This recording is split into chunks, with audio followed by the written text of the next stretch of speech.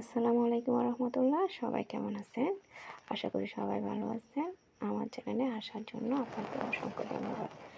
আজকে দেখাবো ঘরোয়া পদ্ধতিতে বানাবো জলপাইয়ের আচার। রৌদ্রে দেব, কোনো রকম ভেজাল নাই, কোনো রকম কেমিক্যাল মুক্ত।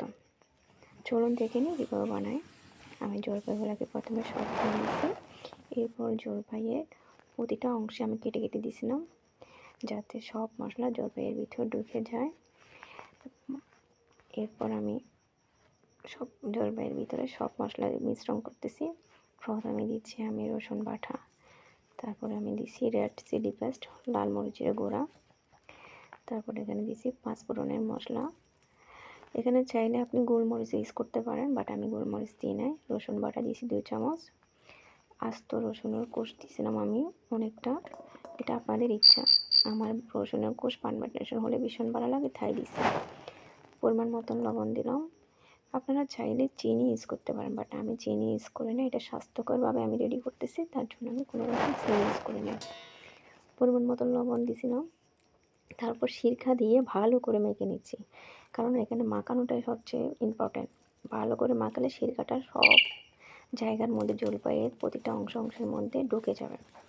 তারপর ভালো করে মাখানোর পরে আমি এটা টানা 2 দিন রোদে দিলাম। একদিনও দিতে পারেন, 2 দিনও দিতে পারেন, কোনো প্রবলেম নেই। রোদে দেওয়ার পর আমি বয়ম করে রাখার সময় এখানে আমি আবার সিরকা ঢেলে দিছি। যখন সিরকা ঢেলে দিলাম, এটা একদম ফার্মেন্টেশন হয়ে গেছে।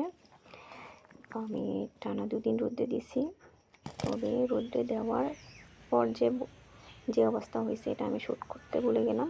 আমি এখন 4-5 দিন পরে বয়মে ঢোকানোর 4-5 দিন পরে এই অবস্থা হয়েছে। দেখুন কেমন হলো। এখানে আমি সাদা সিরকা ঢেলে দিয়েছিলাম, এই জন্য পানিগুলো দেখা যাচ্ছে। একদম সফট, একদম তুলতুলে, অনেক মজা, অনেক টেস্টি। এটা আপনারা যদি চিনি দিতে চান তাহলে দিতে পারেন, তবে আমি চিনি দিই না, কারণ এটা আমি স্বাস্থ্যকর উপায়ে রেডি করছি। আপনারা একবার বানিয়ে দেখতে পারেন, খেয়ে দেখতে পারেন। এটা অসম্ভব টেস্টি। পান্তা ভাতের সাথে, খিচুড়ির সাথে অনেক মানায়, ভালো মানায়। দেখুন অনেকটা সফট হয়ে গেছে।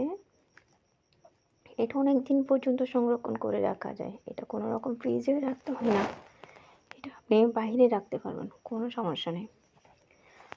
এগুলো রসুন দিয়েছি, রসুনগুলো এরকম, এগুলো আস্ত রসুন খাওয়া যায়।